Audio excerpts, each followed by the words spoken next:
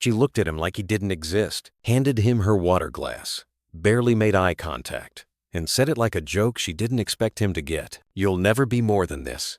It wasn't loud, but people heard.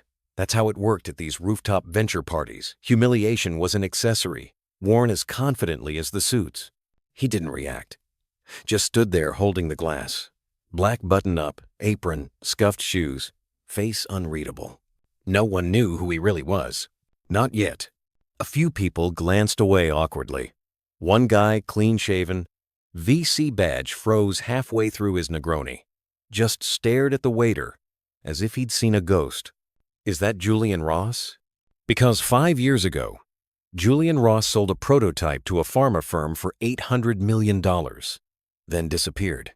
And now here he was, carrying a tray, pouring water, taking orders from the same woman who'd just tried to buy his latest company without knowing who was behind it. Savannah Orrell thought she was humbling a waiter. She had no idea she was standing inches away from the exact man she'd failed to poach twice.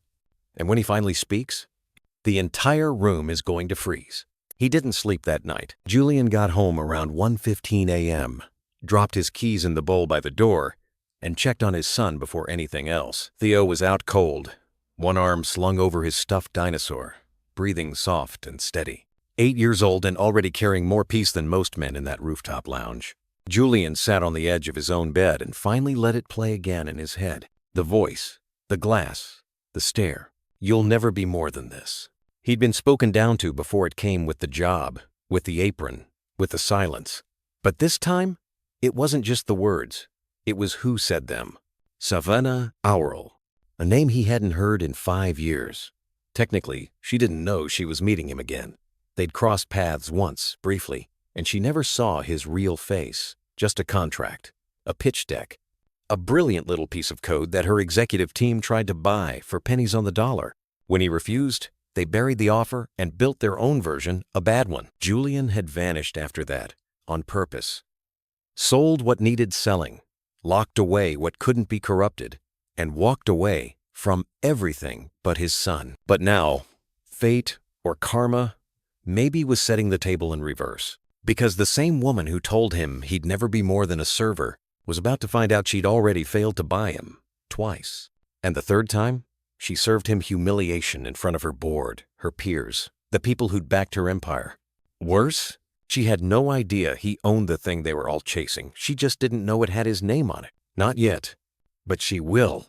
Julian stared at the ceiling fan as it spun quietly above his bed, the kind of silence that wasn't peaceful but pulsing. Every time he closed his eyes, her words echoed back, sharp and slow, like a knife being drawn instead of thrown. You'll never be more than this. Not said in anger, no heat behind it, just absolute certainty. That's what made it stick. He wasn't angry. Not really. He'd done the work to bury that a long time ago. Anger wasn't useful anymore. But the timing? That was something. Because in 3 days, Savannah Orrell and her entire board were going to be sitting in a private tech summit where a brand new neural interface was being unveiled, significantly ahead of schedule, and way ahead of her company's flop of a prototype. Guess who built it? Guess who owned it? And guess whose name she was about to see on the patent tagged to the keynote screen? Julian hadn't planned to show up. He wasn't interested in spotlights or clout or getting even. He had what mattered, a healthy kid, a clear conscience, a company no one could corrupt because almost no one knew he was behind it. Almost no one.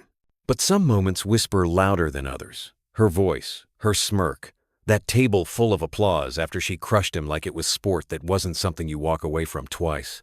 So yeah, he was going. Not to explode, not to gloat, just to remind them that some people choose to disappear because power means nothing if it costs you who you are. And some men, they'd rather serve water than lose their voice. Until the moment it's time to speak. Julian was up before his alarm, didn't need it. Body clock was set to 5:46 a.m. now. And even if it wasn't, the sounds of the city 6 floors below would have done the job. Buses groaned. A muffler popped loud down on 12th. One of the neighbors was already burning toast. He swung his legs off the mattress carefully and stretched his arms before heading to the stove to start the kettle. Same tea, same mug. No real surprises in the kitchen. He liked it that way. Quiet spaces, simple habits. After what he'd lived through, calm was currency. He glanced into the hallway. Theo's door was cracked open. Light from the window cutting a stripe across the hardwood. Kid was probably still snoring under a pile of math worksheets and Lego instructions. That's how he slept when he didn't have nightmares. And last night, thankfully, had been quiet. Julian took a sip of tea and stared out the small window above the sink. Couldn't see much of the skyline from here, just old bricks, some rooftop ducks, a sliver of gray-blue sky trying to brighten. It was fine. He wasn't looking for a view. He didn't care about views at all anymore, not after watching what a view cost. People thought the craziest part of his story was walking away from $800 million. Like that was hard. Like it made him some kind of tragic genius. They didn't see what nearly came with it. 5 years earlier, Julian had been sitting in a much nicer room. There were glass walls, polished chairs, a table so smooth you could see your past in it. And across that table were 3 men and a woman with contracts in leather folders, smiling slow, speaking fast, and writing numbers that they thought would change his mind. What they wanted was everything. Not just tech, not just IP, not just control. They wanted him to sign away the direction, the ethics, the next 10 years of human potential in exchange for stock and silence. At first, he thought he was negotiating, but by the end of that meeting, he realized, no, they were telling him, not asking. He remembered the exact phrase one of the execs used. You'll still be involved. We'll just decide how. That was the moment. The one that told him they didn't want him. They wanted his brilliance, then wanted him gone. So, he never signed anything. He walked out of the room, went quiet, watched the news cycle spin around his vanishing, and did the only thing that made sense. He built something better, in the dark, alone, because fame ruins the things that matter, and fast money burns the slow truths. And he still had Theo. He packed them up, ditched the partners, ducked into a name change just barely legal, moved states, took small contracts under dummy LLCs, worked part-time, poured coffee, cleaned up spilled wine at tech parties where he used to keynote. And he never looked back. Except now, fate had looped back around. That rooftop moment with Savannah wasn't just insult, it was symmetry. Because Oralin Biotech, her pride and joy, had spent months trying to reverse engineer something that Julian built from scratch with none of the core ethics they'd promised investors. And the wild part? They hadn't even realized the mystery founder of the new market disruptor, Cynics, was standing inches away holding their water glass. He'd already transferred the controlling stakes to his trust. He didn't need to own it anymore. Now it was people first, investor last, trauma-informed clinical applications. No ad tracking, no exploitative data compression. Nothing Oralin would ever agree to. But now they were chasing it and couldn't catch up. No matter how many interns or think tanks they threw at it, he'd won. Quietly. Years ago. But the thing about victory, sometimes you lose track of the moment it becomes public. And Savannah, well, she was about to find out at precisely the wrong time. Dad? A voice from the hallway. Soft. Still sleepy. Julian turned. Theo was in his PJs, hair sticking up, blinking at the sunlight from the bathroom window. Are you making that mint vanilla tea again? Julian smiled. You hate it. I smelled it. It's gross. He chuckled and poured milk into another mug. Set the cereal box on the table. You sleep okay? He asked, sitting across from him.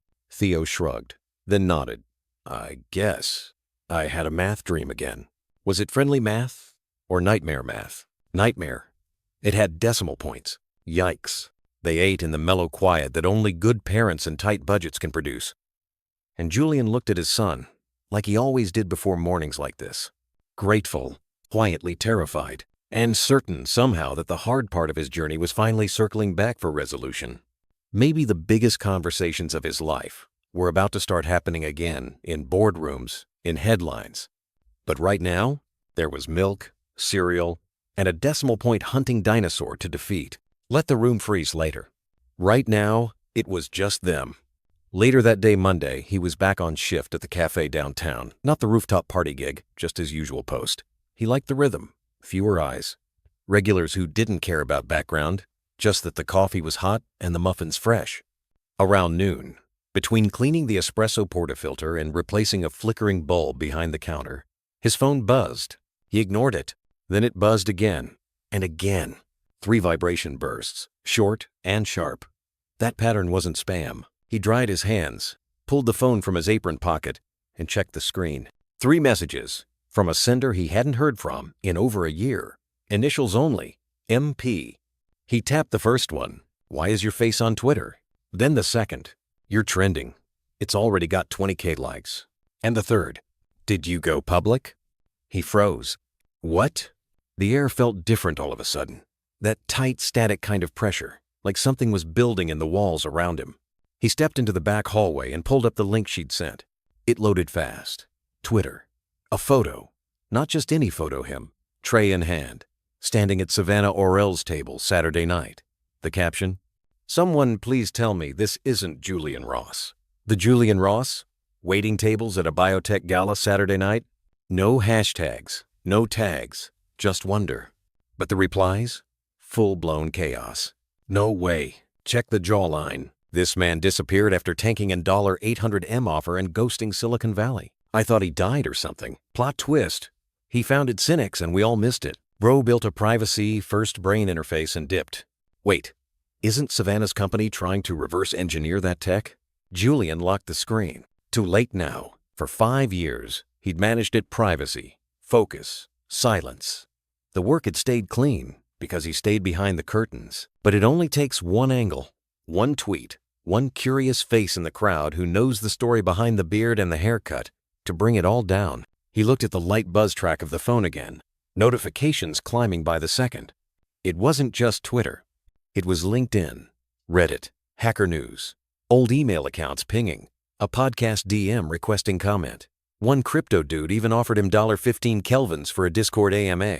He stared blankly at the messages. None of it felt real. Not because the attention was outrageous or absurd, it wasn't. It was inevitable. The second his face got tied to his timeline again, nothing would stay quiet. And this time, Cynics wasn't ready to reveal who built it, which meant that he needed to make a decision. Lie low, or step forward. He didn't have to think much longer, because 4 hours later, they came to the cafe. 2 people in suits, thin smiles, press badges turned face down like anyone could mistake them for casual diners.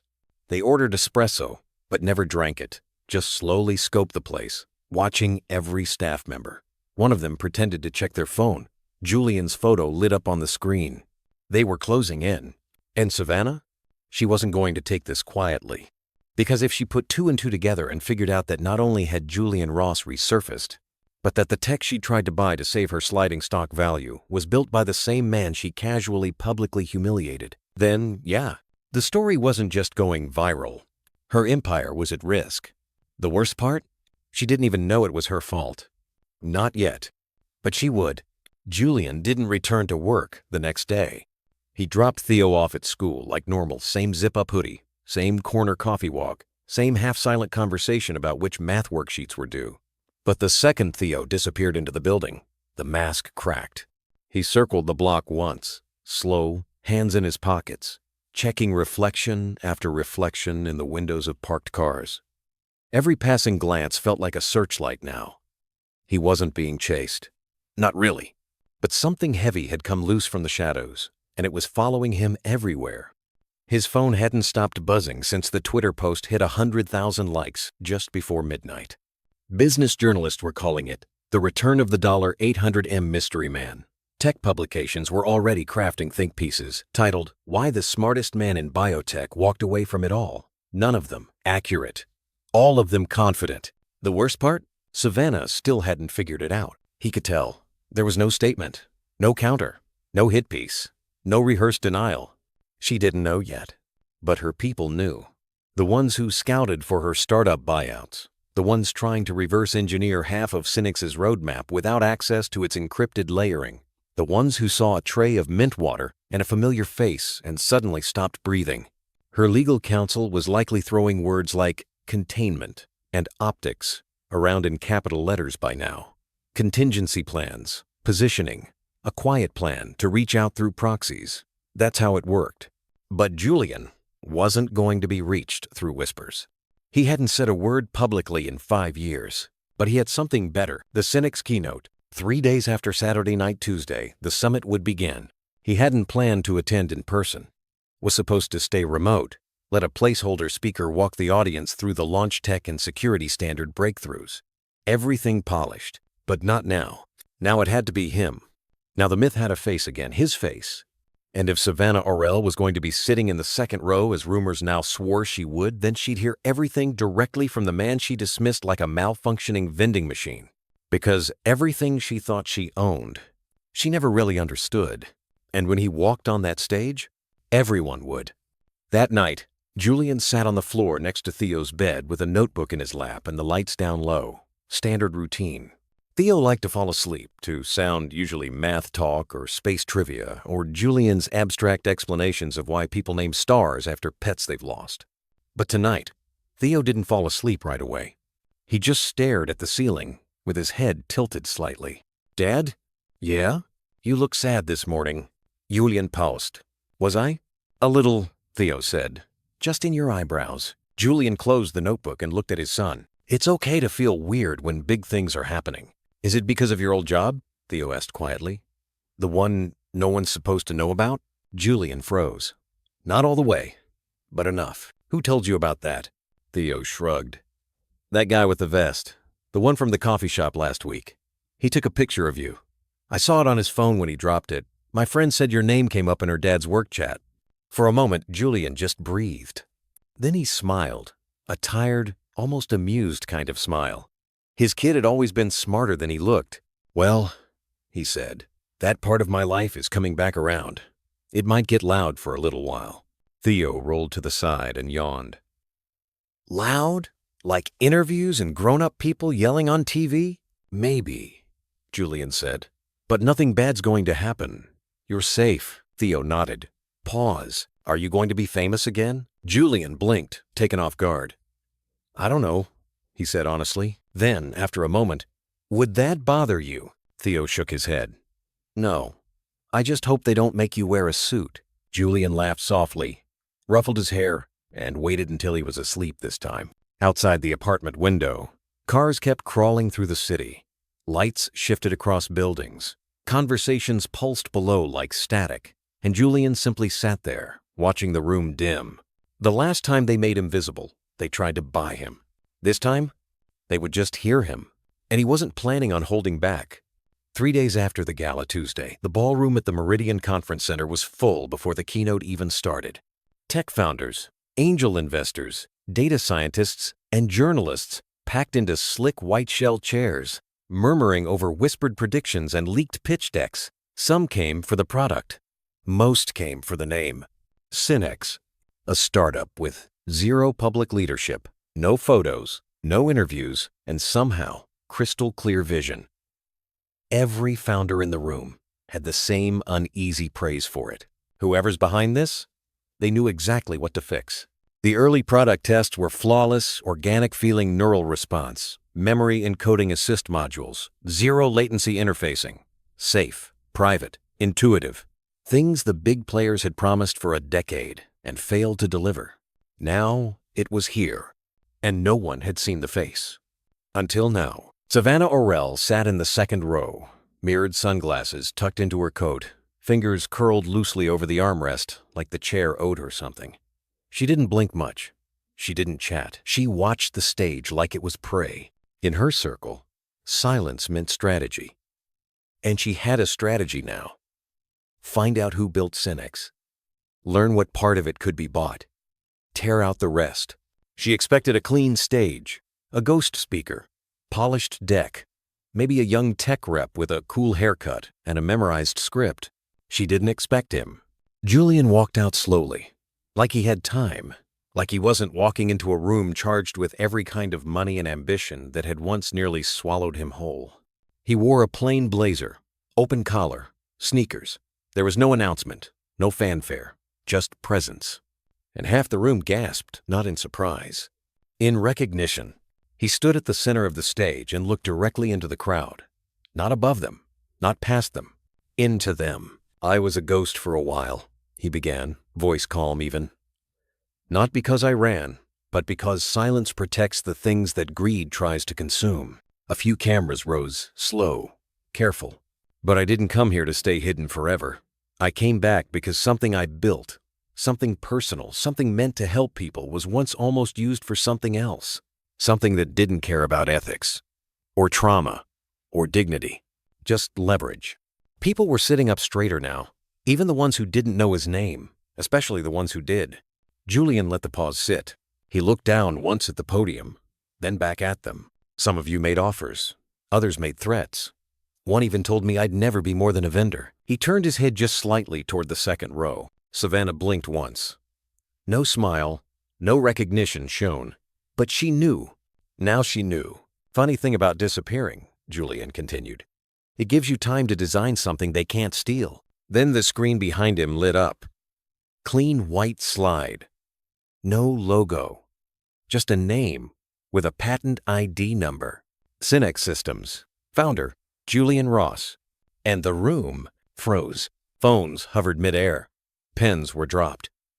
A lieutenant from Orlan froze 2 fingers above the screen of her iPad, as if tapping again would unsee what had just been shown. Savannah slowly crossed her legs, arms untouched on the chair's sides, face drained of everything but the sharp edge of withheld reaction.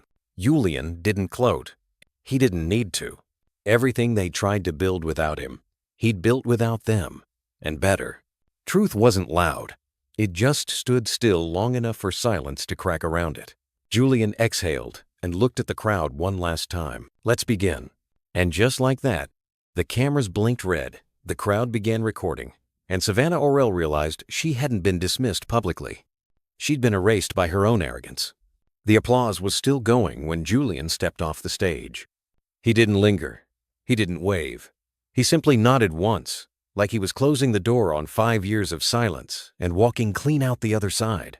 Every reporter's eye was on him. Everyone else was watching Savannah. She hadn't clapped, hadn't twitched. She sat, statue still, while the conference room thundered with the sound of everyone who had once written him off now standing to their feet. Behind her polished stillness was a storm. She knew it. She'd seen this before when a room tilts, when respect crosses the floor and starts building a new empire, and you're no longer in the center of it. That was the sound of control slipping. 2 hours later, Julian was back at the hotel. Not in the tower suite. He never took those. Just a simple level 3 room with white sheets and 0 company branding. His phone was minimal, stripped of ads, social feeds, and tracking. Just calls, messages, and encrypted email. Now, it was vibrating off the nightstand every 3 seconds. Calls, emails, offers. From venture capital firms. From pharmacies. From 4 different governments. And one message, blank subject line.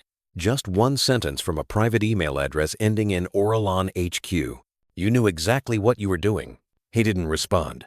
Back home, the videos had already gone viral. Multiple angles, Chinese subtitles, fan edits. Someone edited in Kendrick Lamar over the pause where Julian said, "You wanted to license advertising platforms. I designed a recovery system." It was being called the cleanest tech takedown by YouTubers. A Forbes contributor put up an op-ed titled, "What We Learn from Men Who Don't Clap Back They Build." One Twitter user pinned a post. The man she called a waiter just stepped over her legacy like it was spilled water. Julian didn't retweet it. Didn't need to. His inbox was flooded with thousands of messages, not from funders, but users, people, parents, veterans, patients, therapists, educators. Letters about memory loss, frozen speech, panic attacks, questions. Does Synex really work? Can it help my daughter? Can it bring my father's voice back? The kind of messages that reminded him exactly why he built it. Exactly why he'd vanished in the first place. Because they wanted to turn this into tech. He wanted to turn it into relief. The next day, Julian picked Theo up early from school. They walked 2 blocks to their favorite Chinese bakery and shared a sweet red bean bun in the park. Theo sat on the bench, swinging his legs, watching a group of pigeons fight over a corner napkin.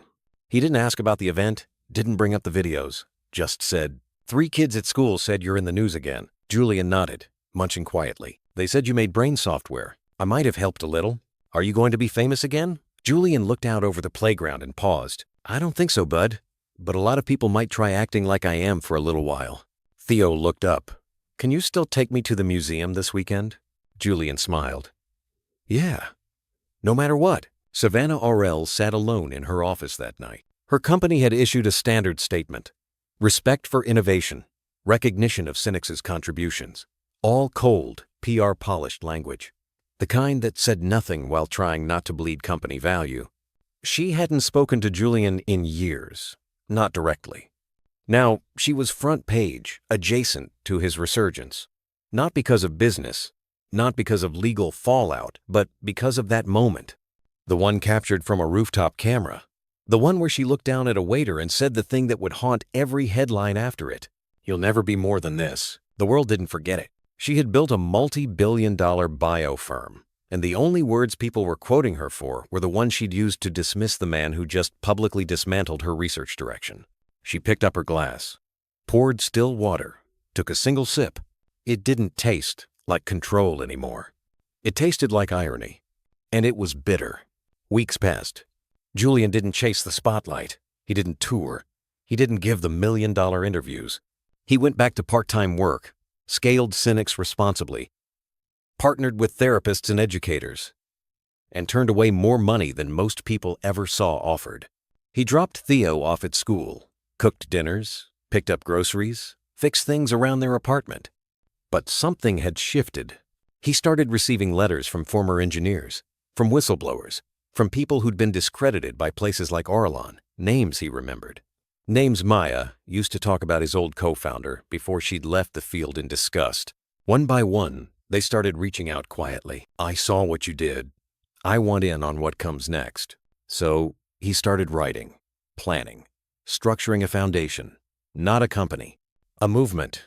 One that trained software engineers with trauma awareness.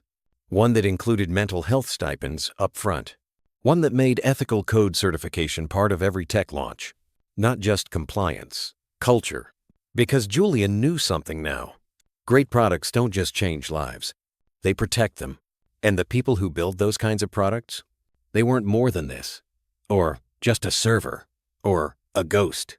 They were infrastructure behind the human experience. The scaffolding no one sees until it collapses. He'd been that scaffolding once. Now he was the one rebuilding it for everyone else who never got a voice.